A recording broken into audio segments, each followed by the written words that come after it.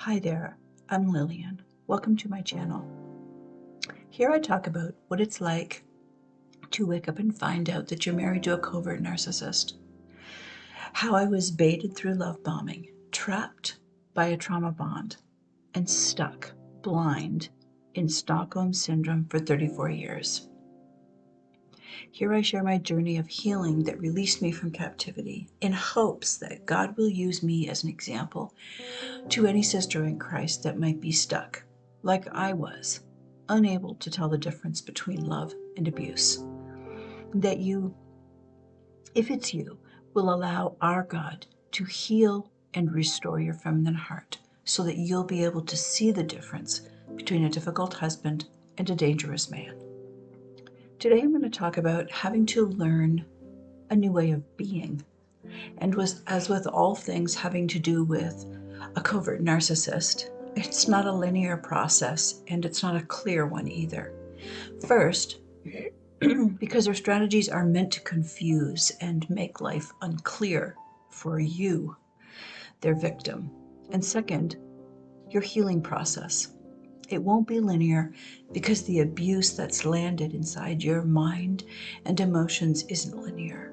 The abuse is more like landmines. Some are buried just below the surface, and most, are buried deep inside of you. And if you've been married for a long time, like I was, some of them are pretty deep and far-reaching. So as you develop and expand your feminine heart through healing, you'll be learning this new way of being, and it will always be changing and adapting with every one of those landmines you unearth. But before that can happen, you've got to wake up from your fairy tale to accept that those landmines, all of them, even though they're invisible, all of them are real. You're not married to a broken Prince Charming like you thought. You think your feminine heart was wooed and romanced, but it wasn't. I'm sorry to say. Actually, I'm not sorry. I want you to wake up and realize that you were tricked into thinking that you were being invited to some sweepingly romantic ball. But the reality in your house is far removed from the beautiful ballroom. You're waking up to what Morpheus calls the desert of the real in the movie The Matrix, and you're trapped in a new consciousness.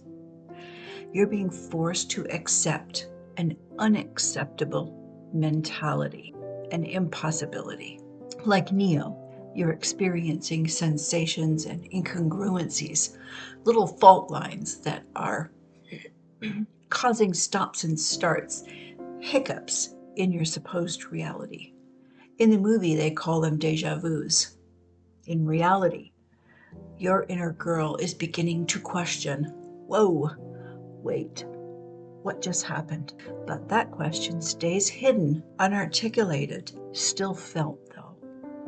Because it's God reaching inside your consciousness, nudging you to accept the truth you know. He's rescuing you. Your part is to feel and accept those nudges, consciously choose to see the truth. And my guess is that you are. That's why you're here. Learning to walk in this new reality isn't something any wife wants to wake up and realize that she must do, because you know what it's like. It's like when you first met the reality of God, when you were converted from unbelief to belief. That first time, what John Newton calls the hour I first believed. Once you know, then you know. It's impossible to go backwards into not knowing. And with God, we don't want to, right? God being real is the best truth ever.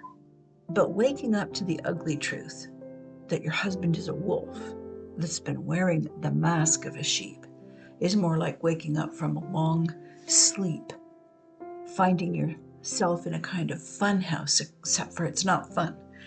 It's confusing, distorted, ugly. One misshaping mirror just leads to another, and and another. It's an ugly truth that you wake up to and you can't back out of. This ugly truth shifts your reality.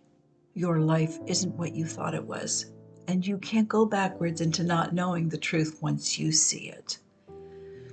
You have to move forward and learn a new way of being. There's only two options for you. Option one is to simply ignore the information. And if you're a fan of the movie Matrix, there's a scene when Cypher has learned the truth and he didn't like what he learned. So he wanted to be inserted back into the Matrix, go back to sleep, and not remember anything. He didn't like the truth of his ugly reality. This is what I call the make-believe method. Except for this is your reality, and it's not like the fictional movie. In order for the make-believe option to stay in place, you've got to double down on obliviousness. You'll have to continually move in a devolving spiral of collapsing in on your mental and emotional capacity, all that you are, until there's nothing left of yourself. You'll have to actively participate in your own annihilation, culling all your heart, soul, and mind. You'll be descending from the unskilled, untaught wife in 2 Timothy 3:6 towards true and complete foolishness and ignorance, instead of healing and developing into a shrewd wife. Option two is to embrace the truth, the ugly reality that God has begun to reveal to you about your husband. You accept that this is the path you're on because God's in charge of all your days, before you even began to live the plan that He created you for, so that you'd be part of His kingdom work. I've heard more times than I care to remember, God wouldn't let this happen to me. And I said it also in the beginning, this can't be happening to me. This can't be real. But it was. God was waking me up from my bondage to not a one-flesh marriage, but to my bondage to a wolf. So He could take me on a journey into the wilderness, just like He did with the Israelites from the Egyptian slavery, and with Jesus. Jesus was intentionally led into the wilderness by who? The Holy Spirit. You have to be freed from your mental and emotional bondage, and then tested and healed in the wilderness. I know that's a hard truth. Believe me when I say I know it's a hard truth. But if God is real, and if He's all-powerful and all-knowing, and His book for us is true, it's true when David says, "Your eyes saw me when I was formless. All my days were written in your book and planned before a single one of them began." Being unequally yoked was allowed by God in my life. It was written in His book before I was born. He revealed it to me and freed me at His appointed time. I was an unbeliever when I got married to an unbeliever. And 4 years later, I was born again.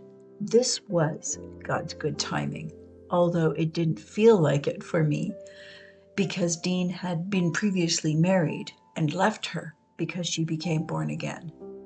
So the beginning of my walk with God began in a terrified state, terrified that my husband was going to leave me. And I cried out often to God, "Why didn't you call me before I met him? Oh Lord, why?" 18 years of praying for him to be saved. And he got saved, or so he said. A strange thing happened, though. Wouldn't you think that my marriage would have started an upward trajectory, even a little? It did not. In fact, it got worse, and not in tiny increments. It was like the dam of my life broke, and I found myself shooting merciless rapids and not knowing how to swim in this kind of turbulence. I constantly found myself dragged under by currents I couldn't see and bashed around on the surface whenever I was finally able to come up for air. Every situation is different, and everyone talks about no contact. But for us true sheep that are married to dangerous men, a real wolf disguising himself as a sheep, leaving and going no contact isn't something most of us consider, and it was that way for me. In fact, if you study the research, in most cases of covert domestic violence, a wife cannot leave because she's been strategically positioned to be powerless, voiceless, helpless, and isolated. So she can't. And that was my case.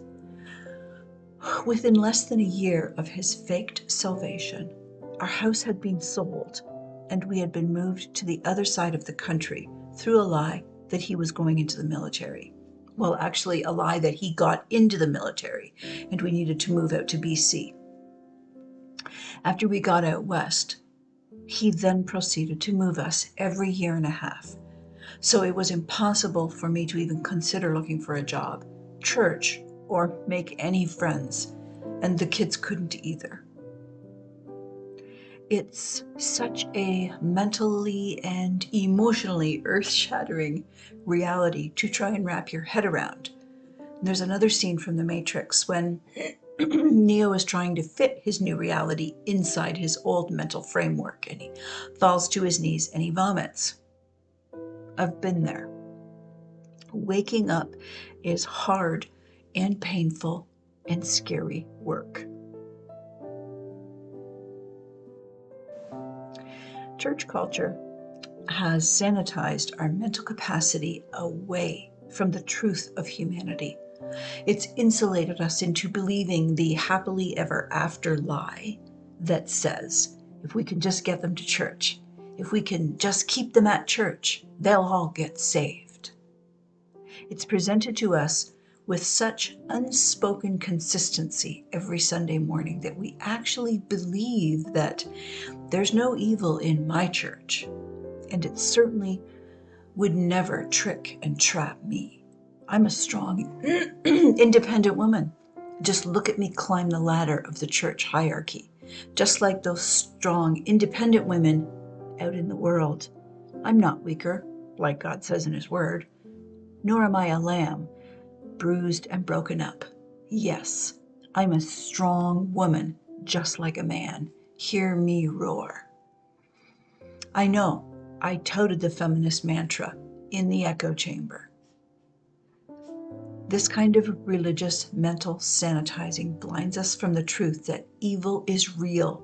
It does exist in the form of predators that prey upon lambs. They aren't wolves that look like wolves. They're wolves wearing sheep suits in order to fit in to the culture of church so that they can better devour and destroy the lambs. Well, Satan's plan is to destroy all true believers, all sheep. But like the shrewd predator that he is, he knows to go after the weak, the wounded, the damaged, and the unguarded lambs. The Lord calls them evildoers, those who speak in friendly ways with their neighbors while malice is in their hearts, and those that speak with flattering lips and deceptive hearts. Psalm 12. Their words can be smooth like butter, and yet they harbor war in their hearts. Psalm 55. And they can bless with their mouths, yet their hearts curse inwardly. Psalm 62. Pretending to walk one way, to hide what you are, in order to deceive a person who trusts you, is how you actively traumatize a person. It's shredding of the mind and heart instead of the flesh. That's why the abuse from a wolf is covert. It's done underneath the flesh to stay hidden. One of the hardest parts of waking up is that you'll begin to see it all around you as it plays out. not in its entirety, like all at once. In God's mercy, He protected me. I don't think I could have handled it. My head and heart would have exploded to see all of that truth all at once.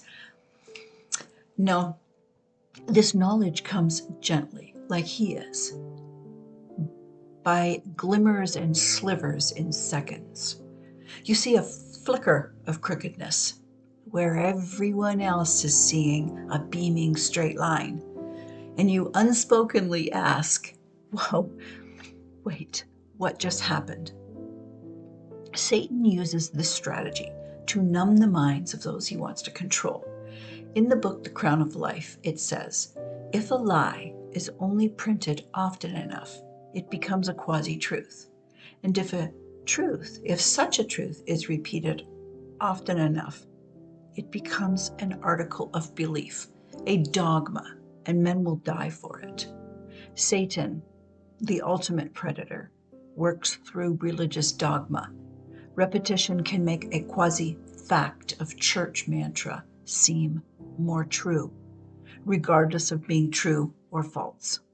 Goebbels, Hitler's Reich Minister of Propaganda, said it this way: if you tell a lie big enough and keep repeating it, people will eventually come to believe it.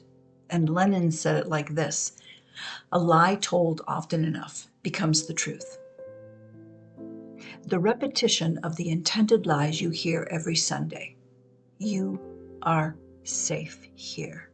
Trust everyone here. There are no wolves in our church because evil is out in the world, not in here. Anyone not saved yet in our church is not a wolf, but a sleeping sheep. This makes it impossible for wives married to wolves to believe their own experience and to get the help they need if they do wake up and discover the truth. Their minds and hearts have been groomed, almost euthanized, by these lies to not believe the truth they experience in their own marriages. Feeding, care, and protection is the responsibility of the shepherd. That's what Jesus told Peter in John 21. Peter was and is the cornerstone of Christ's church, his body. Sheep and lambs need different feeding and different care and tending. Some need little care, and some, like me, needed lots of care. Lambs need more care than most. Lambs are heartbroken. I was ignorant and blind, unskilled, untaught. But I was set in a pew and treated like everyone else, expected to be and act like everyone else that didn't have their mind and heart ravaged on the regular every single Sunday morning, before and after attending church.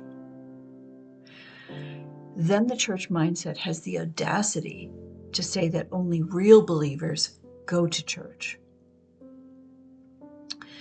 There's a care that's needed and that God expects for the lambs, the most vulnerable in the flock. But instead, they twist many verses, and James 2:2 is one of them, into something it was never meant to be. When God says to not compare, you are the subject. He's talking about, don't you judge who's a success and a failure.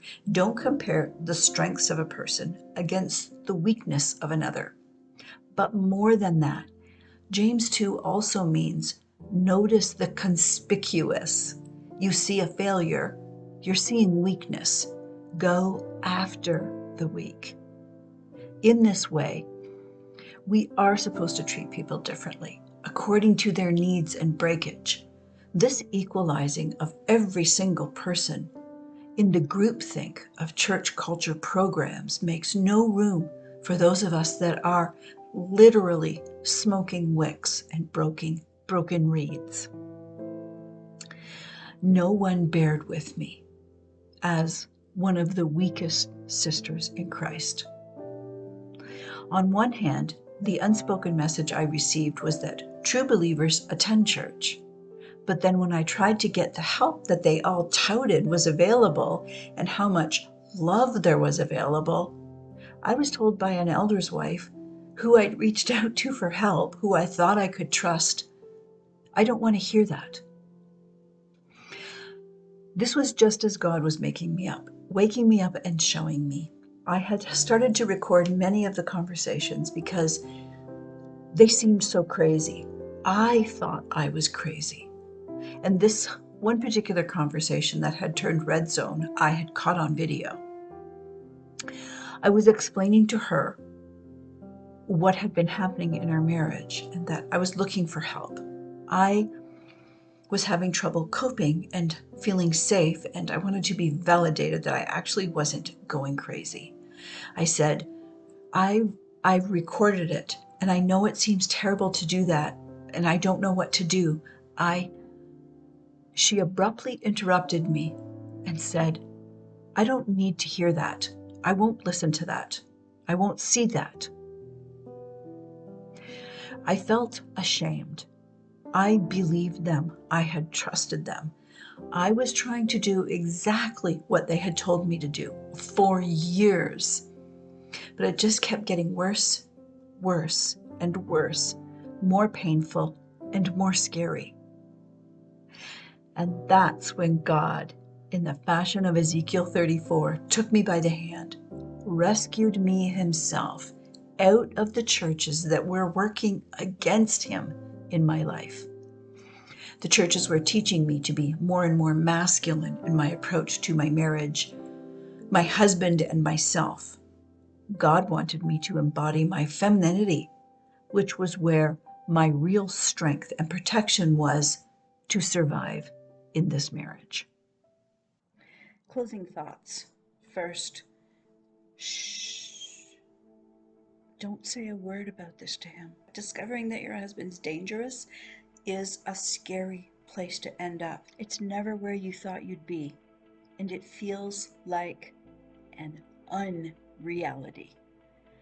But your silence about your awareness of what he really is, that's your safety zone. And always remember, a clueless guy that causes dysfunction and seems difficult, he's not dangerous. But the malignant man is not clueless. He just pretends to be difficult and dysfunctional so that he can hide how dangerous he is.